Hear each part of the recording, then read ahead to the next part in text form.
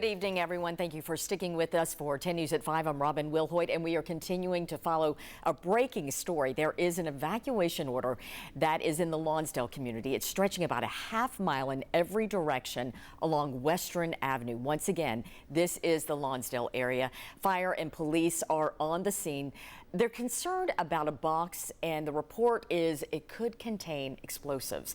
The first call coming to 911 around 2:30 this afternoon.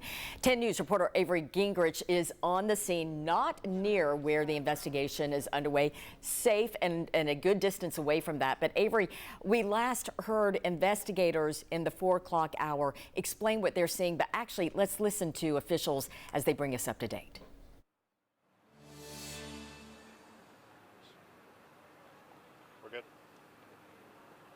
Okay, good evening, everybody. I'm here outside the perimeter near CMC Recycling. CMC reported to us that they had a container that they thought was suspected of explosive material, and we have confirmed that we also suspect it's explosive material. And so, out of an abundance of caution, we are requiring everyone within a 3,000-foot perimeter to evacuate. I've been in touch with neighborhood leaders, pastors, the city council members from this area to make sure everybody knows that this is out of an abundance of caution. We know there are a lot of people who have mobility issues and may not have a safe place to go. So we are working with the CAT bus system, with the Red Cross, and with other entities to make sure everybody has a place to go. The immediate shelter site is the Jacob building. I've talked to some neighbors in the Lonsdale community and said if they know neighbors who need help, to help them, but if they can't help them, to tell someone in a uniform that someone at such and such address or apartment needs some help getting to the Jacob building or some other safe location. AMR is here in case people who have health conditions that make it hard for them to move need extra support. So we're committed to getting people safely evacuated. And we appreciate everybody's cooperation. Also, of course, our fire department is here. Our police officers are here. We have an explosive team that is highly trained and has equipment to handle this kind of thing, but we want to get everybody out of the area first. You said that the device is perhaps at the CMC recycling plant. Is that correct? Yes. And do we know what it is and who is there checking? No. I'm happy to share more of those details. Turn it over This to is Scott Erlin? Yeah, I'm happy to share more of those details of where we're at right now. So the current situation is that the evacuation process is ongoing with KPD officers, KFD firefighters, and with the assistance of THP deputies.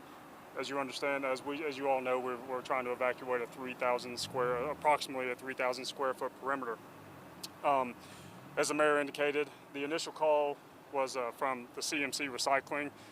The employees that reported that they had found a box that possibly contained explosives. When they went to open that box to their normal procedures, they discovered it potentially had explosives. And then they notified us. As the mayor indicated, we have since verified that we also believe that this contains potential explosives. The problem that we have right now is the box is smoking. So for the bomb squad, we're kind of in a wait and see mode because anything the bomb squad does has the potential to upset that box. So the main priority right now is the evacuations, and those efforts are ongoing with KPD, KFD, and THP. Scott, is the bomb squad there right now trying to find it? Well, they found the device, but are they trying to defuse it? Well, that's what I was saying, is right now the bomb squad is on the inner perimeter, what we would call. They're much closer to this situation. They have flown a drone in, at least one drone in, to try to get a better initial assessment of what they're dealing with right here. And based on that initial assessment, though they have not been able to, with 100% certainty, confirm what is in the box, we're operating on the assumption and based on their initial assessment that it is explosives. What does CMC Recycling do? I'm not familiar with what CMC Recycling does. They recycle steel. Steel, they recycle steel. So Scott, are you saying there are human eyes on it at this point, or are we still seeing things through a robot, through a drone or something else? Well, again, the situation is a little bit volatile because the box is smoking. So we're trying to manage that situation from a distance. 3,000 feet, that's a long way. Well, we're much closer than 3,000 feet. Our bomb squad is in that inner perimeter. Scott, do you have a progress update on how many people you've been able to get out of the area so far? I don't know that right now, but we'll get those numbers to you in terms of how many people might have been evacuated in the course of the situation. So I think two messages that I want to underscore is the importance to evacuate, and that the city and other people are here to help people who need help evacuating. And also, even though we call it the bomb squad, it's about explosives. We do not suspect any terrorist attack or bomb. We just think this is an accidental incident where explosives might be have inappropriately disposed of. And so I just want people to know that too. This is a dangerous thing, but this is not something that we need to be overly alarmed with. So people on the perimeter need to evacuate. We'll help them do so, and then our professionals will try to deal with the explosives if that is indeed what they are. Scott, do we have an update on how long it will take to actually make contact with CMC Recycling and get to that area? We do believe, like we said, this is going to be a prolonged event. We don't know how long that could be, but it could certainly be an overnight event. Are you in communication with them right now, trying to get a timeline of this? Communication with them in terms of a timeline of like with when CMC. this came to their attention, Well, they notified us when it came to their attention. They called 911. Yeah, they called 911 when it came to their attention. And again, to reiterate what the mayor said, we do not believe, we have no indication that this is anything malicious, or that they were going through their supplies, their materials on site, didn't know what was inside the box, opened the box to the normal procedures, and they discovered what they believe were these possible explosives. Just to clarify, are you guys saying that no action will be taken until most of the perimeter is cleared, or is it? The main priority right now is the evacuations, and that's why we are urging residents to evacuate the scene, because again, we're dealing with a box that is smoking. Okay, so this box, you're saying this box was not delivered. They were going through their supplies and found it in the area? Correct. Yeah, we have no indication at all that this was anything malicious in terms of it was delivered or dropped off. This was already on site. Supplies that they had that, as the mayor said, were likely improperly disposed of or improperly handled.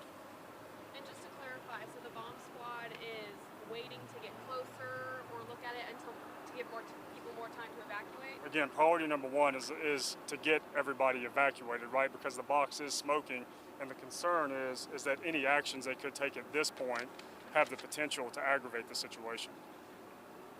Guys, again, clarify. And you've been listening to Knoxville Police spokesperson Scott Erland, as well as Knoxville Mayor Indya Kincannon, bringing us up to date on an evacuation order that is in the Lonsdale community. It stretches about a half a mile as fire and police are investigating a box that was reported smoking, and the thought is it could contain explosives. But the goal right now is to get people out of that area. There is an evacuation shelter set up at the Jacob building.